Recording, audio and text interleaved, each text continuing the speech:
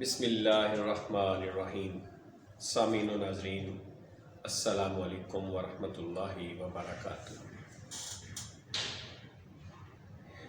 سامعین، جب سے یہ دنیا کائنات بنی ہے، انسان کے دل میں، انسان کے دماغ میں ایک بات، ایک خیال ہر وقت جاگرسی رہا ہے کہ آخر انسان کیا ہے، یہ کہاں سے آیا ہے، کہاں اس نے جانا ہے، اس کی انتہا کیا ہے، ابتدا کیا ہے، اور یہ جو انسان حرکت کرتا ہے یہ کیسے ہے۔ اور جب وہ ایک مخصوص چیز جو ہے اس کے جسم سے نکل جاتی ہے تو وہ بالکل ایک جیسے مٹی کا ڈھیر ہوتا ہے ایسے بن جاتا ہے۔ میری مراد اس سے روح ہے۔ روح ایک ایسا علم ہے جس کے بارے میں ہم بہت زیادہ بھی نہیں جان سکتے، کیوں کہ حتیٰ کہ اللہ تعالیٰ نے اپنے پیغمبروں کو بھی صرف اس کا اتنا ہی علم عطا فرمایا ہے کہ روح جو ہے وہ امر ربی ہے، بس اس سے آگے نہیں۔ کہ اسرار کائنات میں جو روح سب سے بڑا راز ہے، جس کے ادراک سے انسانی عقل ہمیشہ قاصر رہی۔ فلاسفہ نے تو کہنا ہی تھا، انبیاء اکرام علیہ السلام بھی صرف اتنا کہہ کر خاموش ہو گئے کہ جو روح ہے یہ امر ربی ہے، اور اسی طرح عقل و ماندہ کو واماندہ کر گئے۔ آغاز تجسس کیسے ہوا کہ آج سے کئی ہزار سال پہلے قدیم مصریوں کے دماغ میں یہ سوالات ابھرے کہ انسان کیا ہے، کہاں سے آیا ہے اور کہاں جا رہا ہے۔ جب انہوں نے دیکھا کہ ہر سال بہار میں پھول کھلتے ہیں، پھر جھڑ جاتے ہیں اور اگلی بہار میں دوبارہ نمودار ہو جاتے ہیں، تو انہیں خیال آیا کہ شاید حیات انسانی جو ہے یہ بھی غیر فانی ہے۔ اس سلسلے میں انہوں نے سوچنا، پوچھنا اور ڈھونڈنا شروع کر دیا۔ جو کچھ انہیں معلوم ہوا وہ یا تو پتھروں پر لکھتے گئے، اور یا یہ جو راز تھے سینہ بسینہ ایک دوسرے تک منتقل ہوتے رہے۔ مصریوں کی اس تلاش کو 3 آدمیوں نے قلم بند کیا ہے۔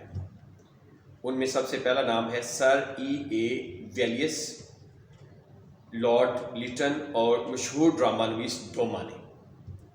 ان کی جو تحریریں ہیں مختلف رسائل میں شائع ہو چکی ہیں۔ چند اور ممالک مثلا یونان، روما، ہند اور بابل میں بھی یہ تلاش جاری رہی، لیکن سلاطین وقت نے ہمیشہ اس طلب کو ناکام بنانے کی کوشش کی، کیونکہ انہیں معلوم تھا کہ دنیائے دل میں شیخ و برہمن اور تاج و تخت کا گزر نہیں ہو سکتا، اور صاحب دل کسی چنگیز و سکندر کا اعلی کار نہیں بن سکتا۔ یورپ میں کوپرنیکی پہلا مفکر ہے جس نے 1543 میں انسان کو ایک روحانی حقیقت ثابت کرنے کی کوشش کی۔ کیپلر، گلیلیو، نیوٹن اور ڈارون نے بھی اس مسئلے پر کچھ نہ کچھ لکھا۔ 19ویں صدی میں اس موضوع کی طرف بہت زیادہ توجہ دی جانے لگی۔ چنانچہ 1874 میں سر ولیم کرکس نے اپنی ایک کتاب research in the phenomena of spiritualism کے نام سے شائع کی ہے، جو بڑی مقبولیت حاصل ہوئی۔ فرانس کے فزیولوجسٹ ریچسٹ نے اپنی کتاب 30 ایئرس آف فزیکل ریسرچ میں عالم روح و اسیر یعنی ایسٹرل ورلڈ کے وجود کا اعلان کیا۔ سر ولیم بیرٹ نے آن دا تھریشولڈ آف دا انسین لکھ کر لاکھوں لوگوں کو متاثر کیا۔ وائس ایڈمرل ایسبورن مور نے غیبی آوازوں پر دی وائسز کتاب لکھی۔ امریکہ کے ایک وکیل ای رینڈل نے 22 سال کی تلاش کے بعد اپنے مشاہدات و تجربات دی ڈیڈ ہیو نیور ڈائیڈ میں منضبط کی۔ اسی موضوع پر مسٹر FWH میئرز کی کتاب human personality and its survival of bodily death 700 صفحات پر ایک محققانہ تحریر لکھی۔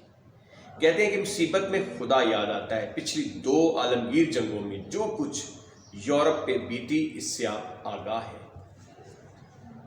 مرگ و تباہی کے دور ان زلزلوں اور اشک و خون کے ان مہیب سیلابوں نے لاتعداد کو لرزا کر رکھ دیا، اور دیکھتے ہی دیکھتے روح، جسم، لطیف، دعا، کاسمک ورلڈ، حیات بعد الموت، تعلق باللہ، حقیقی مسرت اور دیگر متعلقہ مسائل پر سینکڑوں نہیں بلکہ ہزاروں کتابیں نکل آئیں۔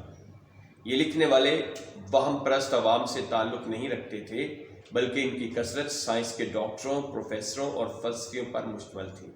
اس فن کی بیشتر جو تصانیف ہیں یہ لندن کا ایک جو ادارہ ہے رائٹ اینڈ کو شائع کر رہا ہے۔ اس ادارے کی فہرست مطبوعات سے اندازہ لگایا جا سکتا ہے کہ وہاں کے علماء اور عوام روحانیت سے کتنی دلچسپی رکھتے ہیں۔ اسی ادارہ نے آرتھر فنڈلے کی ایک کتاب on the edge of the aesthetic شائع کی،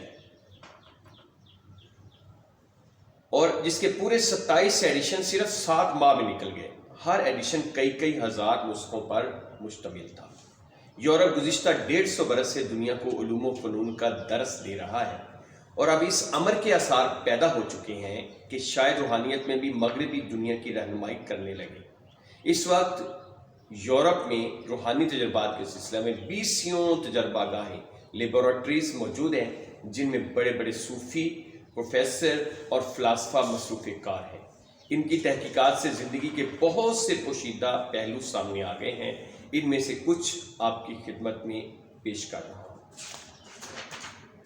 سب سے پہلے جسم لطیف۔